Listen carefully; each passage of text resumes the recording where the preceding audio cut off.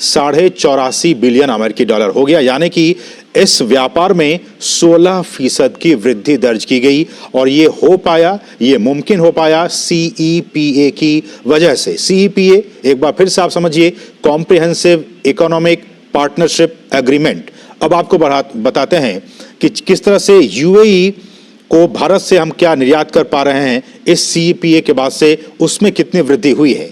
अगर CEPA के बाद से निर्यात की बात की जाए, एक्सपोर्ट की बात की जाए, तो भारतीय निर्यात अब 28 अरब अमेरिकी डॉलर से बढ़कर अब 31.3 अरब अमेरिकी डॉलर का हो गया है। यानी कि अगर इसको फीसद के संदर्भ में समझा जाए, जैसा कि विशाल वरिष्ठ समझा भी रहे थे, 11.5% यानी कि 11.8% की ये ईयर टू ईयर वृद्धि दर्ज की गई है। बिल्कुल ठीक है आसिम आपने। और जब हम बात कर रहे हैं CEPA की, तो ये जानना जरूरी है कि ये जो global vibrant Gujarat global summit है वो कितना इंपॉर्टेंट है, और क्यों संयुक्त अरब अमीरात के जो राष्ट्रीय अध्यक्ष है उनकी मौजूदगी यहाँ पर इंपॉर्टेंट है। क्योंकि ये एक प्लेटफॉर्म प्रोवाइड करेगा, और अगर मैं कहूँ ये कैटलिस्ट के तौर पर काम करेगा कि जो CEPA में एग्रीमेंट हुआ है उसमें और तेजी आए, क्योंकि 2025 यानी कि अगले साल तक हमें $100 बिलियन का टारगेट अचीव करना है। तो ऐसे मौके पर जबकि 30 से ज्यादा देश यहाँ पर पार्टिसिपेट कर रहे हैं, भारत ब्लू इकोनॉमी में बहुत ज्यादा जोर दे रहा है, ग्रीन हाइड्रोजन पे जोर दे रहा है, आर्टिफिशियल इंटेलिजेंस, स्टार्टअप्स, तो ये तमाम वो चीजें हैं जिनको लेकर भारत और संयुक्त अरब अमीरात आपस में व्यापार में और ज्यादा बढ़ोतरी कर सकते हैं। और संयुक्त अरब अमीरात की मौजूदगी इसलिए भी इम्पोर्टेंट है क्योंकि एक मैसेज आएगा खास तौर से मध्य एशिया की तरफ कि भारत और संयुक्त अरब अमीरात कितने मजबूती से आगे बढ़ रहे हैं, और भी देश जो मध्य एशिया से आते हैं उनको भी भारत में और दिलचस्पी होगी और दिलचस्पी बढ़ेगी। असीम बिल्कुल। और एक बार फिर से, जो कि विशाल आप ग्राउंड जीरो पे हैं, हम स्टूडियो में हैं, हमारे पास वो सारी सुविधाएं हैं कि हम अपने दर्शकों तक वो जानकारी पहुंचा सकें जिनका कि जानना उनके लिए बहुत ज़रूरी है। आप ही की बातों को आगे बढ़ाते हुए, CEPA की बात बार बार आएगी इसलिए कि ये जो एग्रीमेंट होते हैं वो बहुत ही महत्वपूर्ण होते हैं। और देखिए, इसमें C का मतलब ये है कॉम्प्रिहेंसिव। आप एक कॉम्प्रिहेंसिव, बहुत ही विस्तारित, जिसमें कि सब कुछ समाहित होता है, उस तरह का एक इकोनॉमिक पार्टनरशिप एग्रीमेंट करते हैं। तो जैसा कि विशाल बता रहे थे कि आने वाले वर्षों में दोनों ही देशों की ये कोशिश है कि 100 बिलियन डॉलर तक हम अपने आपसी व्यापार को पहुंचाएंगे। तो इसके पीछे की जो चीज़ें हैं वो आपको बता दें कि अगर CEPA लागू हुआ है, जैसा कि हम बता रहे हैं कि इसमें किस तरह से इसमें जो व्यापार है उसमें बढ़ोतरी हुई है, जो एक्सपोर्ट है उसमें बढ़ोतरी हुई है, और भारत का जो वैश्विक निर्यात है, ग्लोबल एक्सपोर्ट है, उसमें भी 5.5% से ज़्यादा की वृद्धि हुई है। अगर हम UAE को छोड़ भी दें तब भी भारत का जो ग्लोबल एक्सपोर्ट है वो 4.8% की दर से लगातार बढ़ता जा रहा है। लेकिन हम सभी जानते हैं, और जब ये दोनों नेता मिलेंगे, आपसी बातचीत होगी, MOUs पे एग्रीमेंट होंगे, तब बहुत सारे ऐसे क्षेत्र होंगे जिस पर कि समझौते हो सकते हैं, जिस पर बातचीत हो सकती है।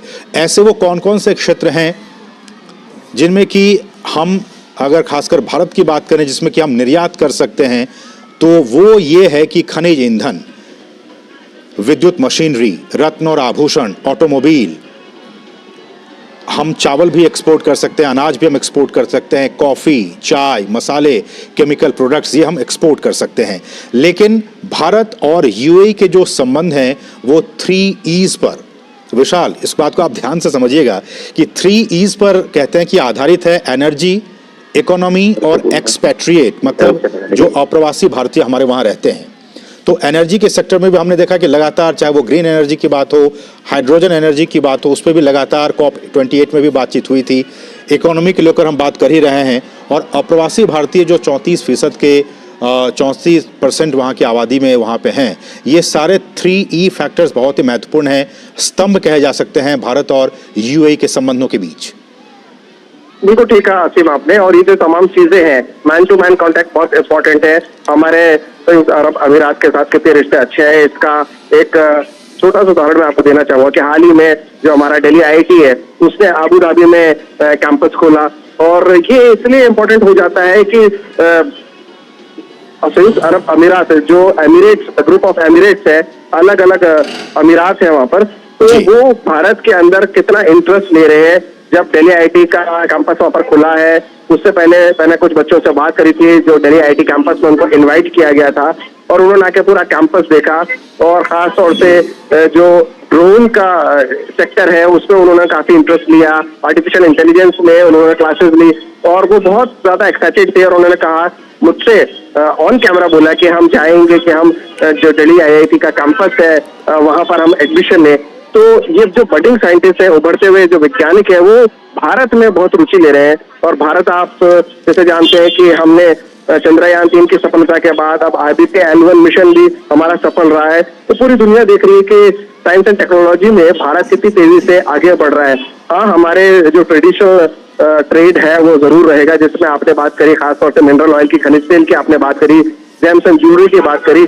अभी पिछले महीने जब मैं यहाँ पर आया था गुजरात के अंदर, तो सूरत में दुनिया का सबसे बड़ा बुर्स जो कहते हैं जहाँ पर हीरो की ट्रेडिंग होती है, जिसे फ्रेंच में बुआ कहते हैं, वो उसका उद्घाटन प्रधानमंत्री ने किया और वो पेंटागन से भी बड़ा है, जो रक्षा हेडक्वार्टर है यूएस का, उससे भी बड़ा है।